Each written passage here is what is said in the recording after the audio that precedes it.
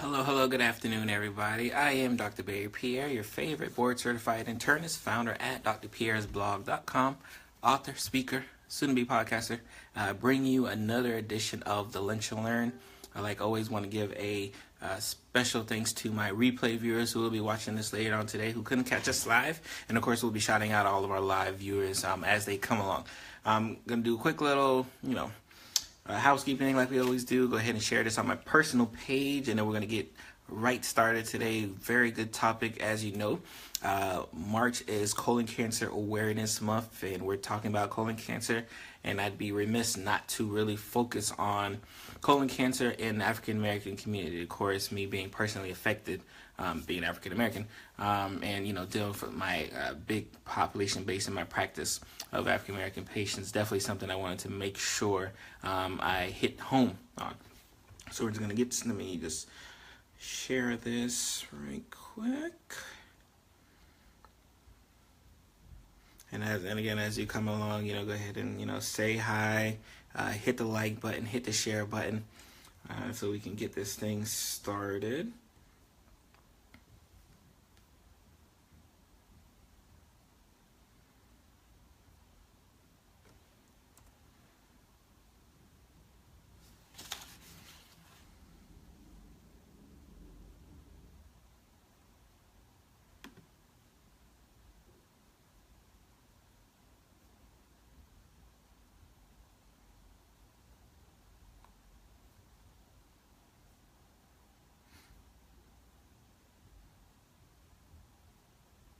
Okay, so we're off. First of all, I want to thank everyone who continues to enjoy these Lunch and Learns. Again, I get lots of messages and emails, text messages from friends around the way, and people who may even be out of the state. I've had even one person out of the country who says they do try to check in and follow up on my Lunch and Learns. They said it is very informative.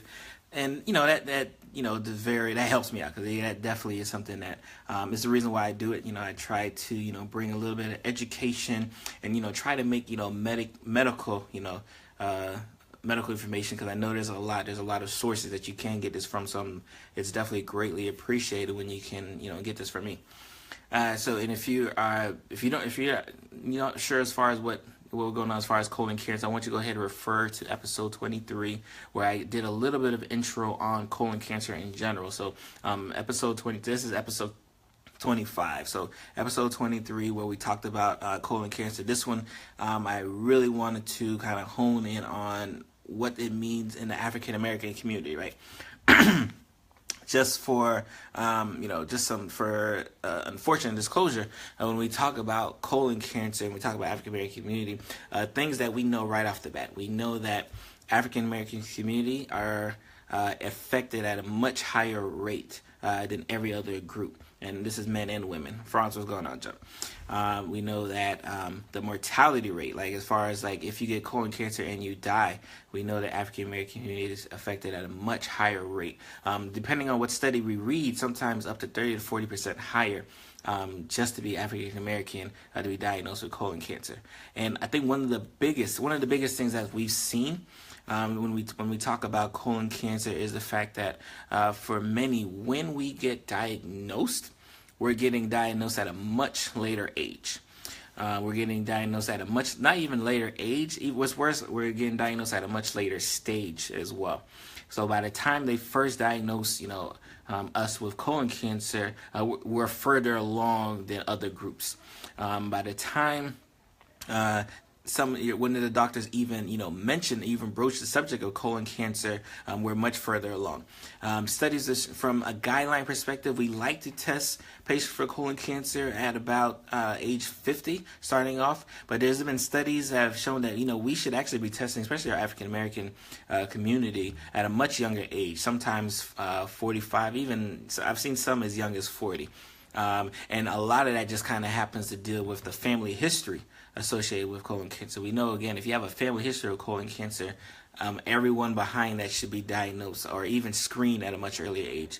And we know that we're actually missing the ball on that front as well. So not only, and again, I really take this to heart, especially as from the physicians. Like we'll talk about what the patients do for a second, right? But I always like to give the give the rationale of the physicians. Like, so what are physicians not doing to like really kind of correct this from total, colorectal cancer, colon cancer, and rectum cancer, third most leading cause, or second or third most leading cause of cancer diagnosed and cancer-related deaths in the African American community, right? So this isn't like a disease that kind of comes every now and then. This is one that's affecting us in droves, but yet we're still not doing a great job, especially as physicians, as educating our patients, educating their risk. We know that the risk of being African American just puts you at just the fact that you're African American, you're at a much higher risk for colon cancer.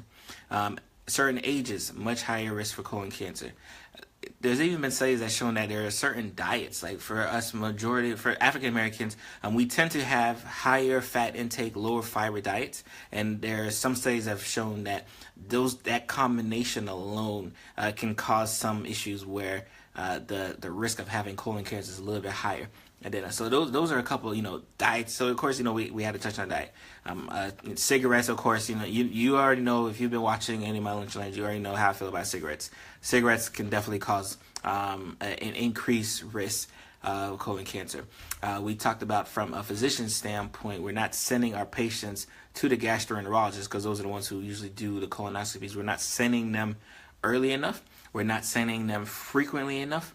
And we're not even educating them to get to that point.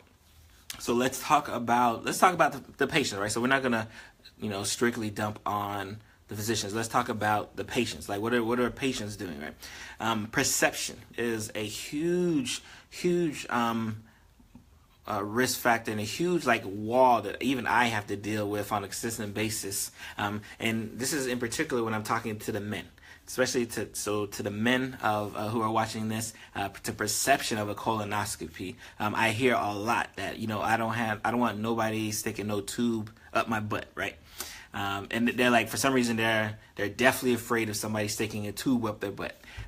They're not afraid of getting colon cancer, but just the fact that test happens to stick a camera up there, but they don't want any parts of it.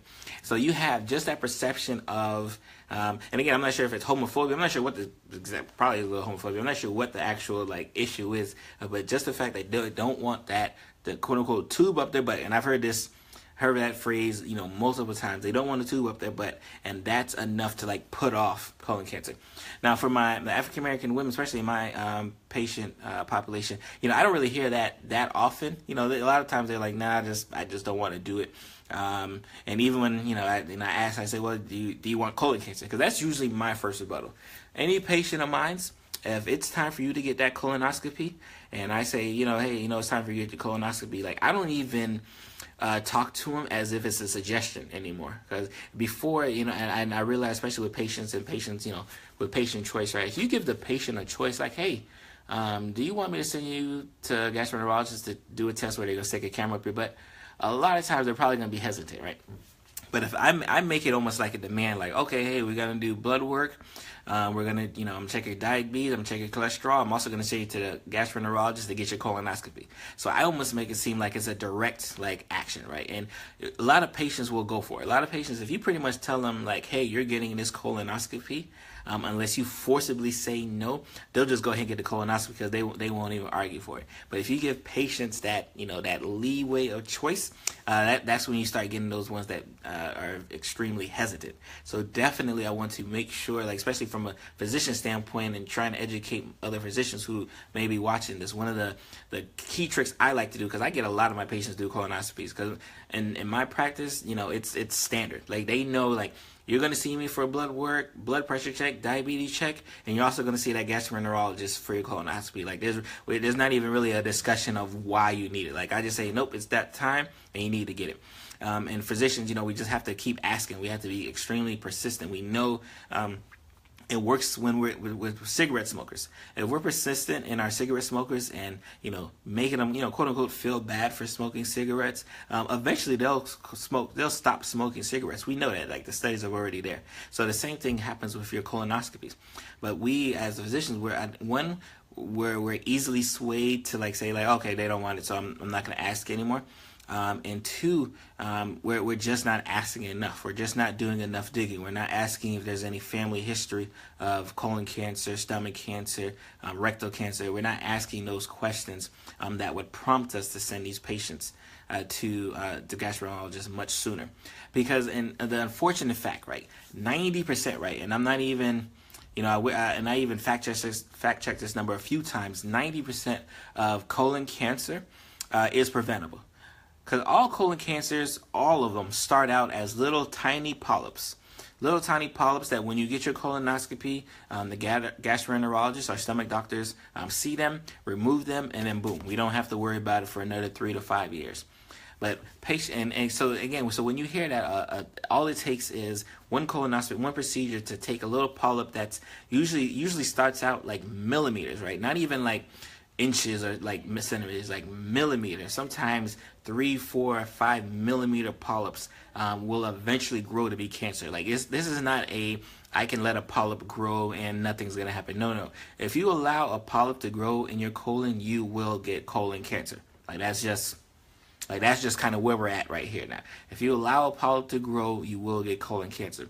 So the fact that we're not sending our patients, and two, now I'm talking to you patients, the fact that your perception of that procedure is not allowing you to even get that done, it's hurtful, right? It's hurtful, and it's a shame, right? Because it's a shame, especially when you see your 50-year-olds, your 60-year-olds, your 70-year-old patients diagnosed with colon cancer, and by the time they get, especially when they get at the later, older stage, then we start talking about, surgery and all these things that we know, again, could have been avoided. And kind of backtrack, we know that, again, as an African-American male, not only am I more likely to have colon cancer, not only am I more likely to be diagnosed at a later stage, I'm also more likely to die from it, right?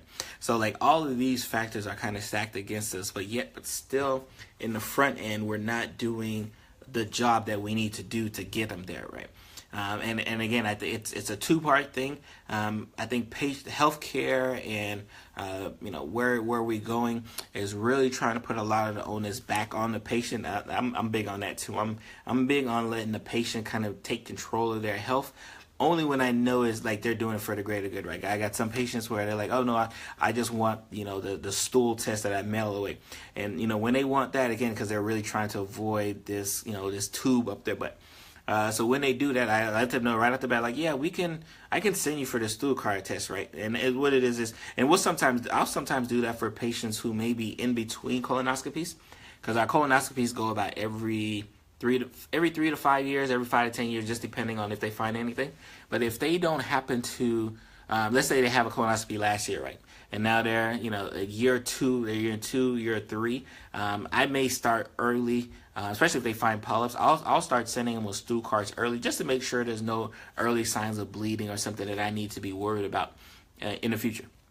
Because, that's really, again, and this is all preventative care. Everything is preventative. Because we know, we know it saves lives. It saves money. You guys were, especially in healthcare, and all you hear these days is how the cost of healthcare saves a lot of money. It's much cheaper to do a colonoscopy, right, than to do surgery to take part of your colon, to do surgery to have a bag, where, instead of defecating out, your rectum, now you're defecating in a bag that sits in your front. It's much more cheaper to do that, right? So if I told you all you have to do is get, a tube stuck up your butt, and again, I hate to belittle the colonoscopy like that, but that's really for your majority of your patients, and then just from education level, that's how they really kind of perceive what a colonoscopy is, a tube up their butt.